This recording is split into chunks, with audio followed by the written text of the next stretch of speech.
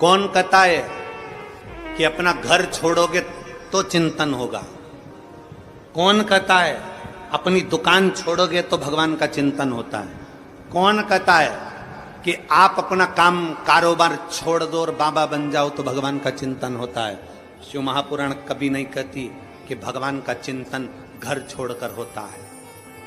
सारे ऋषि घर छोड़े होंगे, संत घर छोड़े होंगे, पर मेरा भोलेनाथ अपना घर कभी नहीं छोड़ा। वो कैलाश पे रहता था, अपने पत्नी बच्चे परिवार सब के साथ रहता था। मेरा भोलेनाथ उनके बच्चे गणेश जी कार्तिकेय, उनके गणेश जी के धर्म पत्नी दो रिद्धि सिद्धि, उनके बच्चे शुभ लाभ, फिर उनके बच्चे अमोद प्रमोद।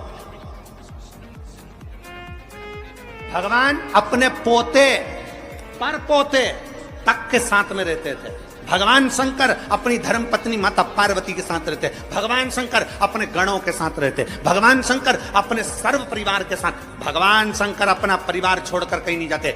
सारे देवताओं को परिवार के साथ कहीं पर प्रतिष्ठित नहीं किया जाता, पर शंकर के जितने मंदिर हैं, शिवालय जितने हैं, सारे शिवालय में शंकर का पूरा परिवार बैठता है। गणेश जी बैठेंगे, कार्तिकेय बैठेगा, नंदी बैठेगा, पार्वती जी बैठेगी, शंकर जी बैठेंगे, नाग बैठेगा, सर्प बैठेगा, सब बैठेंगे, त्रिशूल रखेगा, डमरू रखेगा, सब कुछ शंकर जी के मंदिर में होगा। शंकर अपने परिवार को छोड़कर नहीं बैठते। शंकर कभी अकेला भी नहीं रहता, शंकर पूरे परिवार के साथ रहता है। शंकर कभी नहीं कहते कि तुम अपनी दुकान छोड़ दो। शंकर कभी नहीं कहते कि तुम तुम्हारी खेती छोड़ दो। शंकर कभी नहीं कहते कि तुम्हारी जमीन जायदाद छोड़ दो। शंकर भगवान कहते हैं कि जैसे असुर और देवता सब सांप पकड़कर मंथन कर रहे हैं समुद्र का, और भगवान नारायण कर रहे हैं कि शिव का चिंतन करो, तो इन्होंने पूछा कि हम सांप छोड़कर शिव का चिंतन करें, हम काम छोड़कर शिव का चिंतन करें, हम शिव का चिंतन करें कैसे?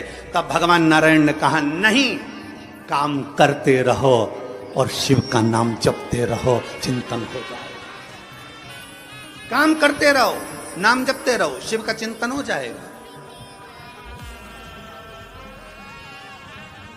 लिंगायत संप्रदाय के अंतर्गत, शैव लिंगायत संप्रदाय के अंतर्गत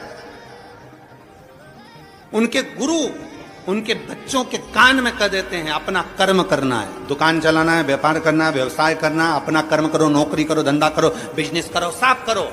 तुमसे ये नहीं कहते कि तुम काशी में जाकर बैठ जाओ। लिंगायत संप्रदाय के अंतर्गत उनके गुरु कहते हैं तुमसे ये नहीं कहते कि तुम कहीं जाकर बैठ जाओ, अपना कर्म करो और कर्म करते करते भगवान का भजन करो। काम करते रहो, नाम जपते रहो। काम करते करते जब नाम जपा जाता है तो उसका फल चौगुना मिल जाता है।